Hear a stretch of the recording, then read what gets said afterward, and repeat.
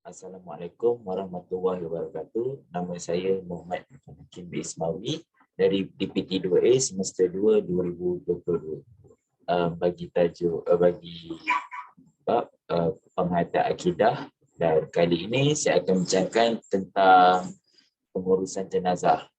Jadi saya akan beritahu sikit tentang, sebelum saya start, saya akan bincang sikit tentang serba sikit pada awal bab ini, bahawa setiap hidup pasti akan merasakan mati.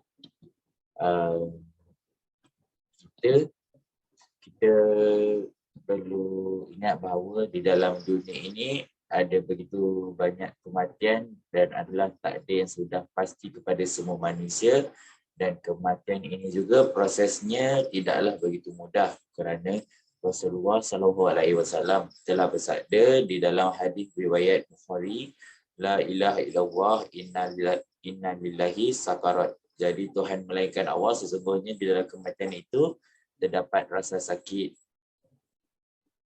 Dan cara kita menghadapi kematian, dan ajarkanlah kalimah la ilaha illallah, iaitu kalimat syahadah, dan duduklah di sebelah telinga kanan atau kiri ahli keluarga itu dan lafazkanlah kalimat suci la ilaha illallah dengan perlahan dan jelas berdasarkan hadis Nabi yang bermaksud, ajarkanlah kepada orang yang hampir mati dalam kalangan kamu dengan menyebut la ilaha illallah. Hadis riwayat Muslim. Jika individu yang telah nazak itu mengeluarkan dari mulut-mulutnya soal berkaitan duniawi, pulangkanlah kalimah suci itu agar dapat melepaskannya. Diakhiri dengan kalimat tauhid kerana syaitan akan berusaha untuk menyesuaikan manusia sehingga menyusahkan manusia sehingga ke akhir nafas kita. Dan apabila jadi, kita perlu tutup mata jenazah dan juga dan tutup mata dan mulut jenazah, dan seandainya jenazah mati, tutuplah, dan jika mengalami kesusahan untuk menutup si mati, kita boleh menggunakan sedikit minyak untuk urut di bahagian mata jenazah yang terbuka. Bukanlah bermaksud azab daripada Allah, dan semasa kita mengurut itu, kita berdoa dengan menyebut Allahumma firlana walahu. Hal yang seterusnya menutup seluruh jasad si mati dengan kain. Kita boleh menggunakan apa-apa saja kain yang baik, dan kalau boleh yang tebal supaya tidak nampak aurat yang si mati. Letakkanlah jenazah di tempat yang baik, dan insya-Allah hari ini saya akan menerangkan cara-cara untuk mandikan jenazah. Antara bahan-bahan yang diperlukan adalah memakai pakaian sesuai ketika memandikan si jenazah, seperti memakai sarung tangan, apron. Kedua, air mutlak yang secukupnya. Ketiga, bekas untuk mengusik usai. Dan keempat, sabun. Kelima, tempat untuk mandikan jenazah. Keenam, kapur parus. Ketujuh, putih kapas. Yang ke-8, kain kafan. Dan yang terakhir, jenazah. Antara cara-cara untuk memandikan jenazah utama tentang pengendali jenazah, hendaklah memakai pakaian lengkap seperti sarung tangan dan apron. Yang kedua, letakkan mayat di tempat yang disediakan. Yang ketiga, siramkan mayat dengan air mutlak dari hujung rambut ke hujung kaki. Yang keempat, istinjakan mayat dengan menggunakan kain agar tersentuh auratnya. Yang kelima, angkat sedikit kepalanya sehingga ke atas. Yang keenam, mengeluarkan kotoran dalam perut jenazah dengan cara menekan perutnya secara perlahan-lahan. Yang ketujuh, membersihkan mulut untuk mengeluarkan segala isi atau kotoran. Yang ke-8, siram dan basuh dengan air sabun. Yang ke-9, bersihkan gigi. Yang ke-10, membersihkan hidung. Yang ke-11, membersihkan telinga menggunakan putih kapas. Yang ke-12, membersihkan jari tangan melipat lengan dan celah ketiak. Yang ke-13, membersihkan rambut. Yang ke-14, bersihkan celah-celah jari, kaki dan juga tangan. Ke-15, siram seluruh anggota mayat dengan air sabun. Ke-16, bilas dengan air bersih dan berniat nawaitu al-husna di hazal mayyiti lillahi ta'ala. Bagi lelaki, dan nawaitu al-husna di. Dan juga ke-17, siram dari kepala hingga ke kaki 3 kali dalam keadaan terlentang. Yang ke-18, siram sebelah kanan 3 kali. Dan yang ke-19, siram sebelah kiri pusat sebanyak 3 kali. Yang ke-20, mengirimkan banyak ke kiri untuk mengirimkan ke bahagian lambung ke kirinya pula. Dan ke-22, terlentangkan semula mayat dan lagi menyiram dari kepala sehingga ke hujung kaki. Yang ke-23, tutup seluruh anggota mayat dengan kain nipis, iaitu kain kafan. Yang ke-24, sediakan air kapur barus. Yang ke-25, siram air yang dicampur dengan kapur barus di atas kain ini dari atas kepala sehingga ke hujung kaki. Yang ke-26, kemudian wudukkan mayat, lafaz niat mewudukkan jenazah lelaki, nawaitu wudu'a lihaza mayyiti lillahi ta'ala saja. Aku mewudukkan jenazah lelaki ini kerana Allah Ta'ala.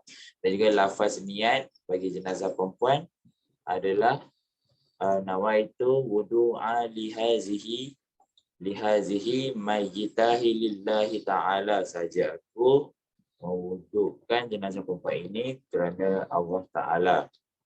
Dan yang ke-27, lapkan menggunakan tuala pada seluruh bahagian badan mayat. Ke-28, cawatkan bahagian kemaluan mayat dengan cawat yang disediakan dan ditutup seluruh tubuhnya dengan kain. Dan yang ke-29,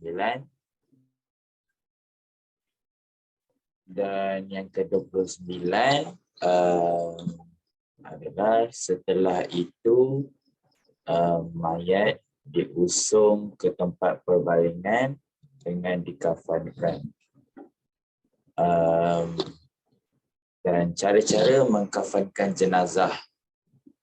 Ambil pertama kain putih sebidang 45-20 meter bagi dewasa. Dan kedua, tali sebanyak 5 utas yang diambil dari kain kafan. Yang ketiga, gunting. Yang keempat, kapas. Yang kelima, serbuk cendana. Yang keenam, air mawar dan minyak wangi iaitu minyak atar. Dan yang pertama, sediakan 3 atau 5 utas tali yang akan di tempat perbaringan. Tali ini diambil daripada kain kafan.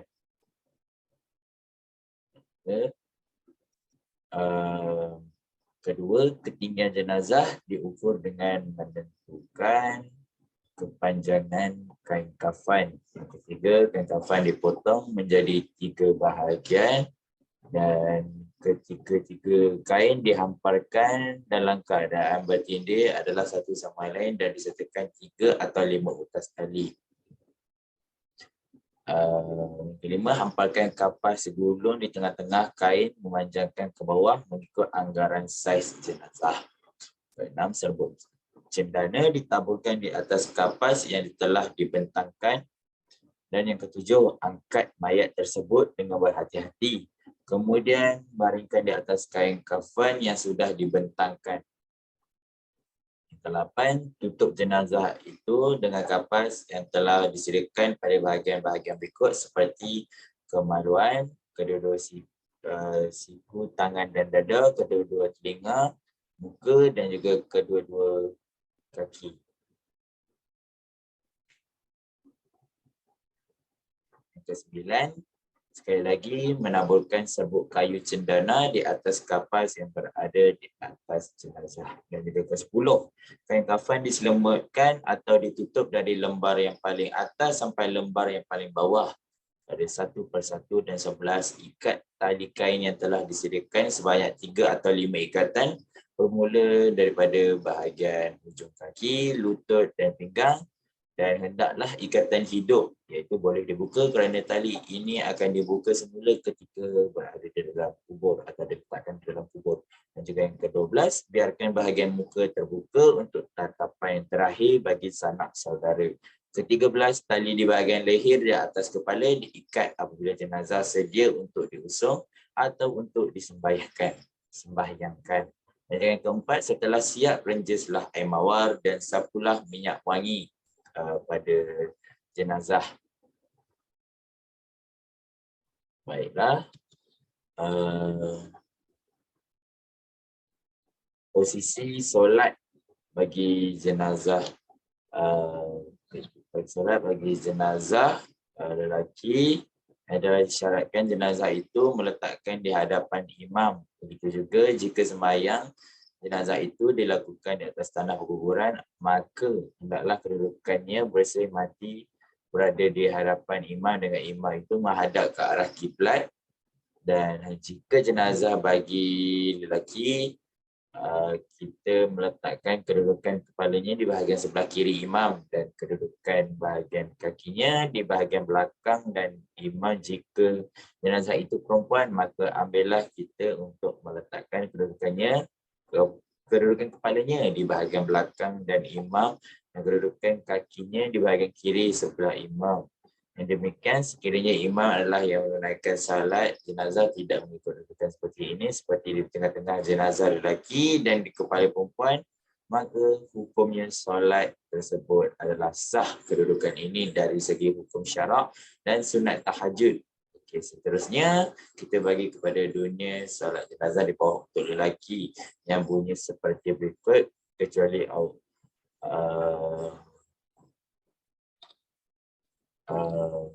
hazal mayyiti arba'a ajibi roh al-kifayah makmuman lillah ta'ala. Yang memasuk saja aku solat ke atas jenazah lelaki. Ini 4 kali takbir, fardu kifayah, menjadi makmum kerana Allah. Ini untuk makmum sekiranya kalau kita menjadi seorang imam, hanya itu kau pada hari imanan selepas bertekad kifayah. Okey, kita pergi kepada niat solat jenazah bagi perempuan yang berbunyi usolli ala hazal mayyitati arba'a takbiratin farda li kifayati ma'muman lillahi ta'ala. Dan jenazah perempuan, kata jenazah perempuan 4 kali takbir fardu kifayah menjadi makmum kerana Allah Ta'ala, sama juga seperti sebut solat jenazah bagi lelaki. Kalau menjadi imam, kita jatuh. Kita imam sebab kerjaan daftar. Ya. Kita pergi ke cara-cara untuk mengajarkan solat jenazah. Yang pertama, kita masih berdiri. Dan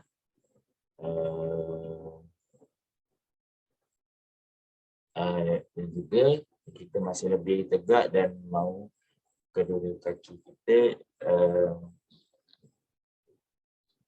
dan juga nampak keadaan Nabi Muhammad SAW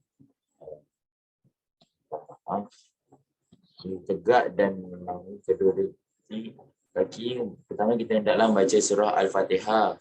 Dan kedua, selama keadaan Nabi Muhammad SAW. Yang ketiga, diikuti dengan doa simati. Okey, yang ketiga begini, berdoa bagi semati, iaitu Allahumma fi'li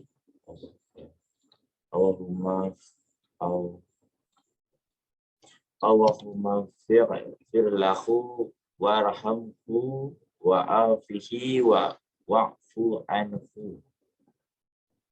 Dan bagi perempuan adalah Allahumma firlaha warhamna wa'afiha wa'fu anha. Dan 14 tidak kelaikan. 4 kita hendaklah membaca doa seperti berikut.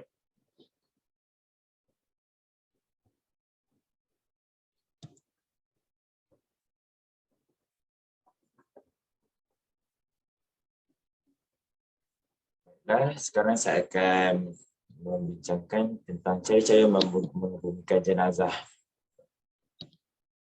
Jenazah, okey.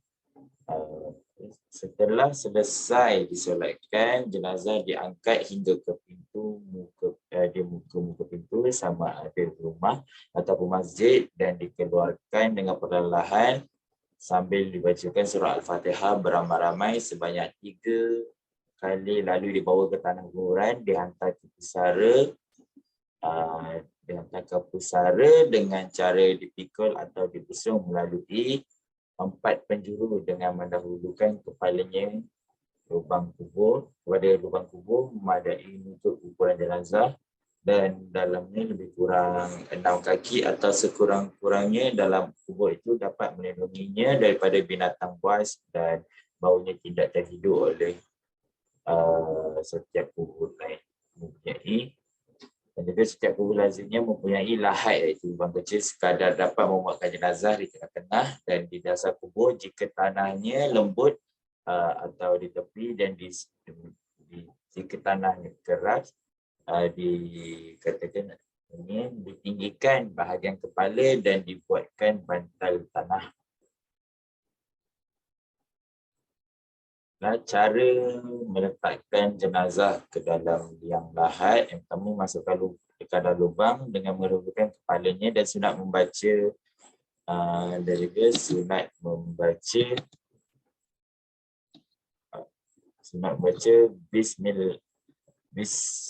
Bismillahi wa ala millahi Rasulillahi sallallahu alaihi wasallam, dan juga dibaringkan atau disemikan rusuk kirinya ke atas rusuk kanan ke bawah, dan wajib dihadapkan mukanya ke arah kiblat. Cara menimbus jenazah: setelah jenazah diletakkan dengan betul, liang lahat hendaklah ditutup dengan papan seperti papan keranda, ditimbus dengan tanah, dan sunat tinggikan sejengkal dari paras tanah. Yang ketiga, ditanam atau dipacakkan batu nisan di bahagian kepala. Dan yang keempat, setelah selesai sunat ditalkinkan bagi jenazah yang sudah baligh.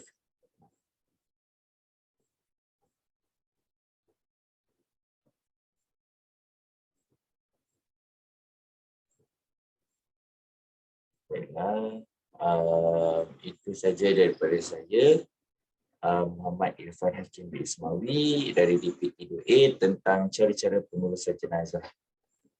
Terima kasih.